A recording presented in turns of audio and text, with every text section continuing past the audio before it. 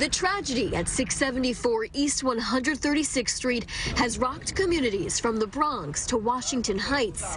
Neighbors say the victims are a quiet family. I used to see her like every morning taking her son to the school, like 7:30.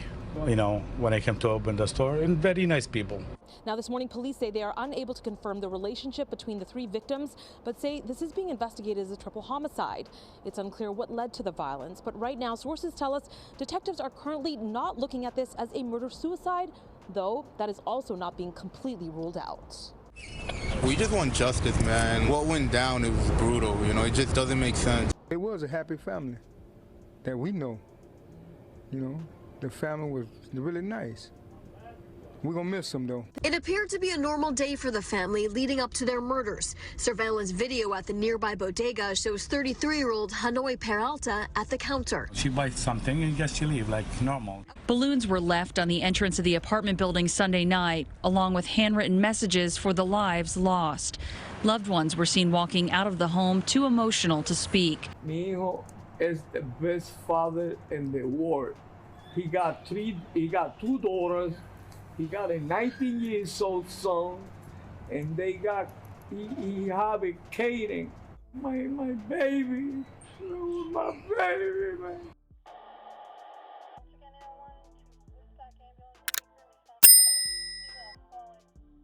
In New York City, in Moat Haven area of the Bronx, a mother would just celebrate her only son's 5th birthday a few weeks back. It was an exciting time, and the party was set up with Ninja Turtle decor as it was the theme of the party. The little boy who turned 5, his name was Caden Rivera. He was the youngest of the bunch for his father, who had 2 daughters and a teenage son in college. Caden's mother, 33-year-old Hanoya Peralta, and father, 38-year-old Jonathan Rivera, were separated for a while not that long ago and wanted to repair their relationship. Over the past couple of months, the couples will focus on rebuilding their family and will also continue being great parents. On Saturday, November 25th, Jonathan and Hanoya will go out to enjoy each other at a sip and paint party. Little Caden will stay at home, and his 19-year-old brother Jaden will come over and watch him for the night. Before the couple had gone out to their date, Hanoya will head to the corner bodega connected to the building where they live to purchase something real quick. That was something she did often and was at the store daily. At some point, the couple would arrive back home, and neighbors would say there would be disturbance by banging and screaming. Some reported at about 11 p.m., others said around 2, so it was late in the night or early in the morning. It was coming from Jonathan and Hanoya's apartment, and by 6:30 a.m., 911 would be called after a person was found unalive in the hallway of the apartment building. Jonathan was a doting father to his 4 kids. He was part of the ski community. He loved to ski, and he worked 2 jobs to make sure that he provided for his kids and make sure they didn't want for nothing. He was very proud of his oldest son, Jaden, too, as well, who was in college on a scholarship at State University of New York, located in Oswego, New York. That's right off the coastline of Lake Ontario. Jonathan's 2 older daughters live with their mother in Connecticut. And last but not least was little Caden I told you about earlier, who was the baby of the bunch. Caden, however, was his mother, Hanoya's only child, and she doted and loved on him with all she had. Caden was fun-loving, loud, happy, and really into action figures. He was your typical 5-year-old.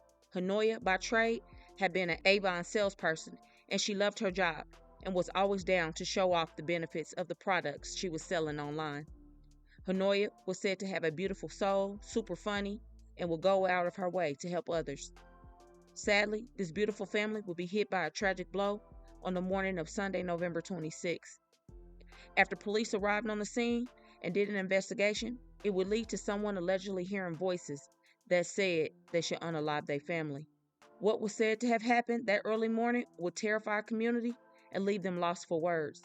See, there would be a massive blow-up just hours after Jonathan and Hanoya returned home after their date night. There was screaming and horror sounds, and someone would yell the Lord's Prayer because it was so frightening.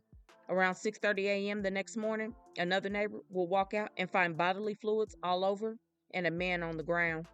Police arrived and discovered Jonathan in a pool of bodily fluids in the first floor hallway with a puncture wound to his chest. Police will rush into his apartment unit And to their horror, they would find Hanoya in the bedroom, also unalive with multiple knife wounds, according to the police report. As for little Caden, he was discovered on the air mattress, punctured once in the chest and 8 times in his small torso. Investigators said Caden's wounds were so bad that he was disemboweled. Police would recover what they believed to be 2 of the unaliving weapons, a small kitchen knife and a dented pot at the scene. Investigators said it appeared that after they were punctured, the victims were all allegedly hit with a pot to the point that it was dented in. But who would want this whole family unalived in such a gruesome way, especially a 5-year-old? This left so many questions for law enforcement and neighbors alike. People who knew the family and saw them on a daily basis, though, would say they were so kind and would keep to themselves, and it just didn't make sense why this would happen. It was just a complete shock, a very huge one. A friend of Jonathan's would say that Jonathan was such a sweet guy with a heart of gold. And even though he didn't come from a lot or have a lot, Jonathan, as an adult, would sacrifice and work hard so his kids could have everything. He also said Jonathan loved Hanoya. So none of it makes sense, and investigators will quickly learn what may have happened. During all of the report, the older son Jaden, who was watching Caden the night before, was never mentioned. So was he there when it happened, or had he left as soon as Jonathan and Hanoya got home? Where there was soon to be a confession when police found out that after Jaden left his father's home, he would go back to his mother's place in the Bronx. According to Jaden's mother, she said when he came home, he said he was hearing voices and that he thought his dad and Hanoya were going to hurt him.